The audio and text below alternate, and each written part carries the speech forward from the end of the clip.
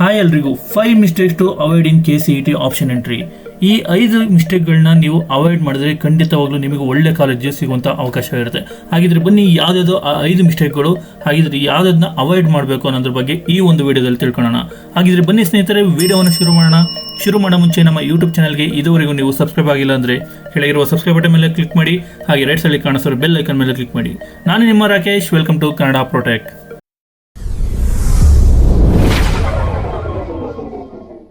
ಈ ಒಂದು ವಿಡಿಯೋದಲ್ಲಿ ತಿಳಿಸ್ಕೊಡುವಂತಹ ಮಾಹಿತಿ, ಯಾರ್ಯಾರು KCET ಎಕ್ಸಾಮ್ ಬರೆದು ರಿಸಲ್ಟ್ ಬಂದು ಯಾರ್ಯಾರು ಇವಾಗ ಕೌನ್ಸಿಲಿಂಗ್ಗೆ ಪಾರ್ಟಿಸಿಪೇಟ್ ಮಾಡಬೇಕು ಅಂತ ಅನ್ಕೊಳ್ತಿದ್ದೀರೋ ಅವರಿಗೆ ಈ ಒಂದು ವಿಡಿಯೋದಲ್ಲಿ ತಿಳಿಸ್ಕೊಟ್ಟಿರುವಂತಹ ಮಾಹಿತಿನ ಫಾಲೋ ಅಪ್ ಮಾಡಿ ನೀವು ಸಹ ಆಪ್ಷನ್ ಎಂಟ್ರಿ ಮಾಡಬೇಕಾದ್ರೆ ಕೇರ್ಫುಲ್ ಆಗಿ ಸೆಲೆಕ್ಟ್ ಮಾಡಬೇಕಾಗುತ್ತೆ ಕಾಲೇಜ್ ಹಾಗೆ ಕೋರ್ಸ್ಗಳನ್ನ. ಬನ್ನಿ ಆಗಿದ್ರೆ ಒನ್ ಬೈ ಒನ್ ಇವಾಗ ತಿಳಿಸ್ಕೊಡ್ತೀನಿ. ಇಲ್ಲಿ ಮೊದಲನೇ ಮಿಸ್ಟೇಕ್ ಅಥವಾ ಬೇಸಿಕ್ ಮಿಸ್ಟೇಕ್ ಅಂತಲೇ ಹೇಳ್ಬೋದು. ನಿಮಗೆ ಗೊತ್ತಿರ್ಬೋದು, ಕೌನ್ಸಿಲಿಂಗ್ ಟೈಮಲ್ಲಿ ನಿಮಗೆ ಈ ಒಂದು KA ವೆಬ್ಸೈಟ್ ಕಡೆಯಿಂದ ಒಂದು ಸೀಕ್ರೆಟ್ ಕೀನ ಕೊಟ್ಟಿರ್ತಾರೆ, ಅಂದರೆ ಲಿಂಕ್ ಮುಖಾಂತರ ಸೀಕ್ರೆಟ್ ಕೀನ ಡೌನ್ಲೋಡ್ ಮಾಡಿರ್ತಾರೆ.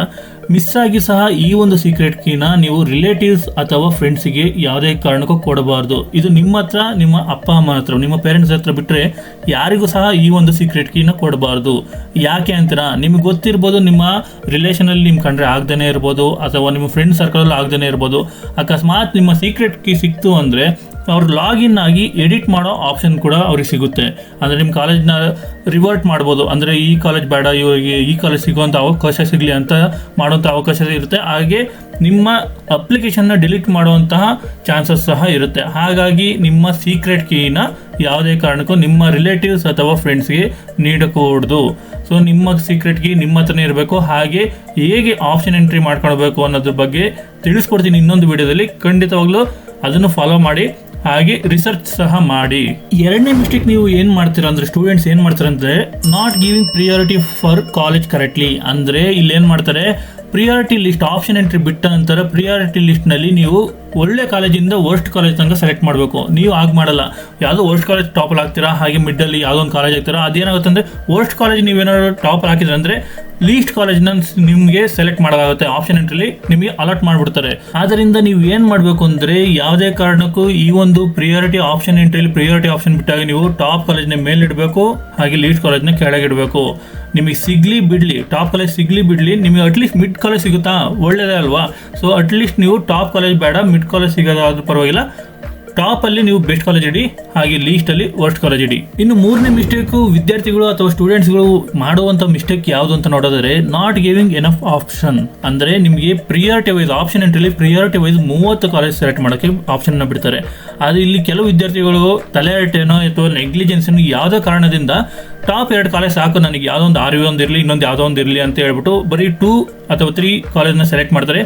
ಆ ಸಿಚುವೇಶನಲ್ಲಿ ಏನಾಗುತ್ತೆ ಗೊತ್ತಾ, ನಿಮಗೆ ಈ ಒಂದು ಸೀಟು ಅಲಾಟ್ ಆಗದೇ ಇರ್ಬೋದು, ಬೇರೆ ಸ್ಟೂಡೆಂಟ್ಸ್ಗೆ ಅಲಾಟ್ ಆಗಿರ್ಬೋದು. ನೀವು ಬರೀ 3 ಆಪ್ಷನ್ ಎಂಟ್ರಿ ಮಾಡಿರ್ತೀರ. ಸೊ ಇದು ಅಲಾಟ್ ಆಗಲಿಲ್ಲ ಅಂದರೆ ನಿಮಗೆ ಈ ಒಂದು ಚಾನ್ಸ್ ಮಿಸ್ ಆಗೋಗುತ್ತೆ, ಅಂದರೆ ಫ್ರೀ ಎಂಟ್ರಿ ಚಾನ್ಸು ಮಿಸ್ ಆಗೋಗುತ್ತೆ. ಆಮೇಲೆ ನೀವು ಡೊನೇಷನ್ ಕೊಟ್ಟೆ ಕಾಲೇಜ್ ಸೇರಬೇಕಾಗುತ್ತೆ. ಹಾಗಾಗಿ ನಿಮಗೆ ಕೊಟ್ಟಿರುವಂಥ ಪ್ರಿಯಾರಿಟಿ ವೈಸ್ 30 ಕಾಲೇಜಿಗೆ ಆಪ್ಷನ್ ಎಂಟ್ರಿ ಮಾಡೋದಕ್ಕೆ ಬಿಟ್ಟಿರ್ತಾರಲ್ವಾ, 30 ಕಾಲೇಜಿನ ಟಾಪ್, ಬೆಸ್ಟು, ಲೀಸ್ಟ್, ವರ್ಸ್ಟು, ಹಾಗೆ ಟಾಪಿಂದ ಲೀಸ್ಟ್ ತನಕ ಆಪ್ಷನ್ ಎಂಟ್ರಿಲಿ ಎಂಟ್ರಿ ಮಾಡಿ. ಯಾವುದೇ ಕಾರಣಕ್ಕೂ ಮಿಸ್ ಮಾಡ್ಕೋಬೇಡಿ.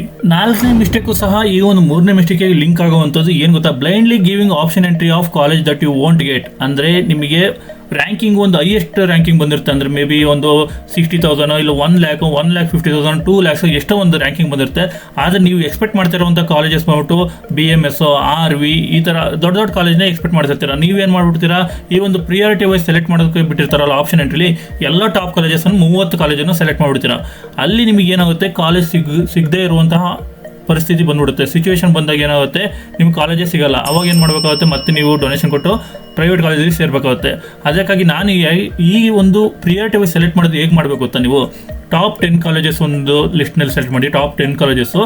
ಇನ್ನು ಮಿಡ್ 10ನಲ್ಲಿ ಇರುವಂತಹ ಮಿಡ್ ಕಾಲೇಜ್ ಸೆಲೆಕ್ಟ್ ಮಾಡಿ, ಹಾಗೆ ಲೀಸ್ಟಲ್ಲಿರುವಂತಹ ತುಂಬ ಕಡಿಮೆ ರ್ಯಾಂಕಿಂಗಲ್ಲಿರುವಂತಹ ಕಾಲೇಜ್ನ ಒಂದು 10ನ ಸೆಲೆಕ್ಟ್ ಮಾಡಿ. ನಿಮಗೆ ಆಪ್ಷನ್ ಎಂಟ್ರಿಯಲ್ಲಿ ನಿಮಗೆ ಟಾಪ್ ಕಾಲೇಜಸ್ ಸೆಲೆಕ್ಟ್ ಆಗಲಿಲ್ಲ ಅಂದರು, ಅಲರ್ಟ್ ಆಗಲಿಲ್ಲ ಅಂದರು, ಅಟ್ಲೀಸ್ಟ್ ಮಿಡ್ಡಾರ ಸೆಲೆಕ್ಟ್ ಆಗುತ್ತೆ. ಇಲ್ಲ ನಿಮ್ಮ ರ್ಯಾಂಕಿಂಗ್ ಈಗ ಸಿಗಲೇ ಇಲ್ಲ ಅಂದರೂ ಸಹ ಲೀಸ್ಟಲ್ಲಾದರೂ ಕಾಲೇಜ್ ಸಿಗುತ್ತೆ. ನಿಮಗೆ ಫೀಸ್ ಸ್ಟ್ರಕ್ಚರಲ್ಲಿ ಕಡಿಮೆ ಫೀಸ್ ಬೀಳುತ್ತೆ. ಅದು ಬಿಟ್ಬಿಟ್ಟು ನೀವು ತಲೆಹರಟೆ ಮಾಡಿಕೊಂಡು, ಇಲ್ಲ ಏನೋ ಒಂದು ತಪ್ಪು ಮಾಡಿ ಮಿಸ್ಟೇಕಿಂದ ನೀವು ಏನಾದರೂ ಟಾಪ್ ಕಾಲೇಜಸ್ ಎಲ್ಲ ಟಾಪಲ್ಲೇ ಇರಲಿ ಅಂತ ಟಾಪ್ ಕಾಲೇಜಸ್ ಸೆಲೆಕ್ಟ್ ಮಾಡಿದ್ರೆ ಸೀಟ್ ಸಿಗದೇ ಇರುವಂತಹ ಪರಿಸ್ಥಿತಿ ಬಂದ್ಬಿಡುತ್ತೆ. ಕೇರ್ಫುಲ್ ಆಗಿರಿ. ಇನ್ನು ಮೇನ್ ಇಂಪಾರ್ಟೆಂಟ್ ಹಾಗೆ 5ನೇ ಮಿಸ್ಟೇಕ್ಸ್ ನಮ್ಮ ಸ್ಟೂಡೆಂಟ್ಸ್ ಮಾಡುವಂತ ತಪ್ಪುಗಳು ಏನಂದ್ರೆ, ಇದು ವೆರಿ ವೆರಿ ಇಂಪಾರ್ಟೆಂಟ್ ಆಗಿರುತ್ತೆ. Not selecting 2 to 3 branches option in a single college. ಅಂದ್ರೆ ನಿಮಗೆ ಪ್ರಿಯಾರಿಟಿ ವೈಸ್ ಎಷ್ಟು ಕಾಲೇಜ್ ಬಿಟ್ಟಿರ್ತಾರೆ, 30 ಕಾಲೇಜಸ್ ಬಿಟ್ಟಿರ್ತಾರಲ್ವಾ. ಸೊ ಆಪ್ಷನ್ ಎಂಟ್ರಿ ನಿಮಗೆ ರಿಲೀಸ್ ಮಾಡಿದ್ಮೇಲೆ 30 ಪ್ರಿಯಾರಿಟೀಸ್ನ ಎಂಟ್ರಿ ಮಾಡಿ ಅಂತ ಬಿಟ್ಟಿರ್ತಾರೆ. ಸೊ ನೀವು 30 ಕಾಲೇಜಸ್ನ ಸೆಲೆಕ್ಟ್ ಮಾಡ್ತೀರಾ, ಎಲ್ಲದಕ್ಕೂ ನೀವು ಬರೀ ಸಿ ಎಸ್ ಅಥವಾ ಇ ಸಿ ಅಥವಾ ಮೆಕ್ಯಾನಿಕಲ್ ಅಂತ ಸೆಲೆಕ್ಟ್ ಮಾಡಿಬಿಟ್ಟಿರ್ತಾರ. ಅವಾಗ ಏನಾಗುತ್ತೆ, ನಿಮಗೆ ಕಾಲೇಜ್ ಸಿಗದೆ ಇರ್ಬೋದು ಅಂತ ಚಾನ್ಸ್ಗಳು ಇರ್ತವೆ. ಸೊ ನೀವು ಏನು ಮಾಡಬೇಕು ಅಂದರೆ, ನಿಮಗೆ ಟಾಪ್ 30 ಕಾಲೇಜಸ್ ಇರ್ತಾವಲ್ಲ, ಅಂದರೆ 30 ಕಾಲೇಜ್ ಪ್ರಿಯಾರಿಟಿಯಲ್ಲಿ ಅಪ್ಲೈ ಮಾಡಿರ್ತೀರ. ಸೊ 30 ಕಾಲೇಜಲ್ಲಿ ನಿಮಗೆ ಎಷ್ಟಾಗುತ್ತೆ ಅಷ್ಟು, ಲೈಕ್ ಈಗ ಫಸ್ಟ್ನೇ ಕಾಲೇಜ್ ಯಾವುದೋ ಒಂದು RV ಅಂತ ಹಾಕಿರ್ತೀರ, RVಯಲ್ಲಿ ಎಷ್ಟು ಬ್ರಾಂಚ್ ನಿಮಗೆ ಅಲ್ಲಿ ಆಪ್ಷನಲ್ಲಿ ತೋರಿಸ್ತದೆ, ಲೈಕ್ CS, EC, EEE, ಯಾವ ತೋರಿಸ್ತದೆ ಅದನ್ನೆಲ್ಲ ಸೆಲೆಕ್ಟ್ ಮಾಡ್ತಾ ಬರ್ರಿ. ನಿಮಗೆ ಅಕಸ್ಮಾತ್ ಟಾಪ್ ಕಾಲೇಜಲ್ಲಿ RVಯಲ್ಲಿ ಅಲರ್ಟ್ ಆಗೋ ಚಾನ್ಸಸ್ ಇರುತ್ತೆ. ಆ ಟೈಮಲ್ಲಿ ನಿಮಗೆ CS ಆಗದೆ ಇರ್ಬೋದು, ಬಟ್ EC ಆಗ್ಬೋದು, EEE ಆಗ್ಬೋದು, ಈ ಥರ ಬೇರೆ ಬೇರೆ ಆಪ್ಷನ್ಗಳು ನಿಮಗೆ ಕಾಲೇಜಲ್ಲಿ ಸಿಗುವಂಥ ಬ್ರಾಂಚಸ್ ಆಗ್ಬೋದು. ಆದ್ದರಿಂದ ನೀವೇನು ಮಾಡಬೇಕು, ಪ್ರಿಯಾರಿಟಿ ವೈಸ್ ಸೆಲೆಕ್ಟ್ ಮಾಡಿದ ನಂತರ ನೀವು ಬ್ರಾಂಚ್ಗಳನ್ನು ಸಹ ಕೇರ್ಫುಲ್ ಆಗಿ ಅಟ್ಲೀಸ್ಟ್ 2 to 3 ಬ್ರಾಂಚಸ್ನ ಸೆಲೆಕ್ಟ್ ಮಾಡಿ. ನಿಮಗೆ ಒಂದು ಬ್ರಾಂಚ್ ಸಿಗಲಿಲ್ಲ ಅಂದರೆ ಇನ್ನೊಂದು ಬ್ರಾಂಚ್ ಸಿಗುವಂಥ ಆಪ್ಷನ್ ಇರುತ್ತೆ. ಆಮೇಲೆ ಇನ್ನೊಂದೇನು ಗೊತ್ತಾ, ಈ ಥರ ಸಿಕ್ಕಿದ ಮೇಲೆ ಈಗ ನೀವು CS ಎಕ್ಸ್ಪೆಕ್ಟ್ ಮಾಡಿರ್ತೀರ, EC ಸಿಕ್ಬಿಡ್ತು, ಅವಾಗ ನೀವು ಕಾಲೇಜಿಗೆ ಎಂಟ್ರಿ ಆದಮೇಲೂ ಸಹ ಅಲ್ಲೂ ಚೇಂಜ್ ಮಾಡ್ಕೊಳ್ಳುವಂಥ ಆಪ್ಷನು ನಿಮಗೆ ಬಿಡುವಂಥ ಚಾನ್ಸಸ್ ತುಂಬಾ ಇರುತ್ತೆ. ಸೊ ಅಲ್ಲೂ ಸಹ ನೀವು ಚೇಂಜ್ ಮಾಡ್ಕೊಳ್ಳುವಂಥ ಆಪ್ಷನ್ ಬಿಟ್ಟರೆ ನಿಮಗೆ ಒಳ್ಳೇದೇ ಅಲ್ವಾ. ಸೊ ಹಾಗಾಗಿ ನೀವು 2 ರಿಂದ 3 ಬ್ರಾಂಚ್ಗಳನ್ನ ಸೆಲೆಕ್ಟ್ ಮಾಡಿ. ನಾನು ಮೆನ್ಷನ್ ಮಾಡಿರುವಂಥ 5 ಮಿಸ್ಟೇಕ್ಸ್ನ ನೀವು ಎಷ್ಟು ಪ್ರಯತ್ನ ಮಾಡಿ ತಡಿತೀರೋ ಅಷ್ಟು ಒಳ್ಳೆ ಕಾಲೇಜ್ ಸಿಗುವಂತಹ ಚಾನ್ಸಸ್ ನಿಮಗಿರುತ್ತೆ.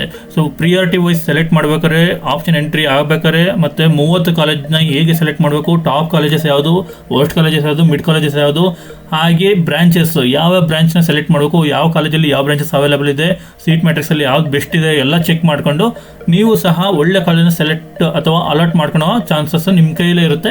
ಸೊ ಕೇರ್ಫುಲ್ ಆಗಿ ಈ ಒಂದು ಆಪ್ಷನ್ ಎಂಟ್ರಿ ಮಾಡ್ಬೇಕಾದ್ರೆ ಕೇರ್ಫುಲ್ ಆಗಿ ಎಂಟ್ರಿ ಮಾಡಿ.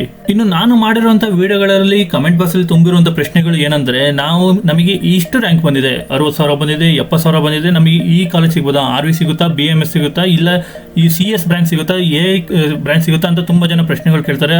ಆಲ್ರೆಡಿ ನಾನು ಕೆಲವರಿಗೆ Q&A ಸೆಷನ್ ವಿಡಿಯೋದಲ್ಲಿ ನಾನು ಆಲ್ರೆಡಿ ಉತ್ತರ ಕೊಟ್ಟಿದ್ದೀನಿ, ಇನ್ನೂ ಕೆಲವರಿಗೆ ಕೊಡ್ತೀನಿ ಆದಷ್ಟು ಬೇಗ. ನಿಮಗೂ ಸಹ ಯಾವುದೇ ಥರ ಈ ಒಂದು KCET ನೀಟ್ ರಿಗಾರ್ಡಿಂಗ್ ಯಾವುದೇ ಥರ ಕ್ವಶನ್ಸ್ ಇದ್ದರೆ ನಮ್ಮ ಕಮೆಂಟ್ ಬಾಕ್ಸ್ನಲ್ಲಿ ತಿಳಿಸ್ಕೊಡಿ, ನಾನು ಆದಷ್ಟು ಬೇಗ ಉತ್ತರ ಕೊಡ್ತೀನಿ. ಇನ್ನು ಕೆಲವರು ಕೇಳ್ತಾ ಇದ್ದಾರೆ ಕೌನ್ಸಿಲಿಂಗ್ ಯಾವಾಗ ಅಂತ. ನಾನು ಆಲ್ರೆಡಿ ತುಂಬ ವಿಡಿಯೋಗಳಲ್ಲಿ ತಿಳಿಸ್ಕೊಟ್ಟಿದ್ದೀನಿ, ಕೌನ್ಸಿಲಿಂಗಿಗೆ ಇನ್ನೂ ಟೈಮ್ ಹಿಡಿಯುತ್ತೆ ಬಿಕಾಸ್ ಆಫ್ ನೀಟ್ ರೀ ಎಕ್ಸಾಮ್ ಆದ ನಂತರವೇ ಈ ಒಂದು ಕೌನ್ಸಿಲಿಂಗ್ನ ಸ್ಟಾರ್ಟ್ ಮಾಡಲಾಗುತ್ತೆ. ಅಂದರೆ ನೀಟ್ ಎಕ್ಸಾಮ್ ಇರೋದು 23 ಜೂನ್ 2024, ಇದೇ ತಿಂಗಳು 23ನೇ ತಾರೀಕು. ಆ ಎಕ್ಸಾಮ್ ಬರೆದು ಅವ್ರ ರಿಸಲ್ಟ್ ಬಂದು ಅಂದರೆ ರ್ಯಾಂಕಿಂಗ್ಸ್ ಬಂದ ನಂತರವೇ ಈ ಒಂದು ಕೌನ್ಸಿಲಿಂಗ್ನ ಕಂಡಕ್ಟ್ ಮಾಡಲಾಗುತ್ತೆ. ಅಂದರೆ ಈ ವರ್ಷದ ಕಂಬೈನ್ಡ್ ಕೌನ್ಸಿಲಿಂಗ್ನ ಕಂಡಕ್ಟ್ ಮಾಡಲಾಗುತ್ತೆ. ಸೊ ಯಾರು ಸಹ ವರಿ ಮಾಡುವಂತಿಲ್ಲ, ಕೌನ್ಸಿಲಿಂಗ್ ಬಗ್ಗೆ ಬಿಟ್ಬಿಡಿ. ಈಗ ನೀವು ರಿಸರ್ಚ್ ಮಾಡಬೇಕಾಗಿರೋದು ನಿಮ್ಮ ಕಾಲೇಜಸ್ ಹಾಗೆ ಸೀಟ್ ಮ್ಯಾಟ್ರಿಕ್ಸ್ ಬಗ್ಗೆ, ಹಿಂದಿನ ವರ್ಷದ್ದು ಏನೇನು ಡೀಟೇಲ್ಸ್ ಇದೆ ಅದ್ರ ಬಗ್ಗೆ ತಿಳ್ಕೊಳ್ಳಿ.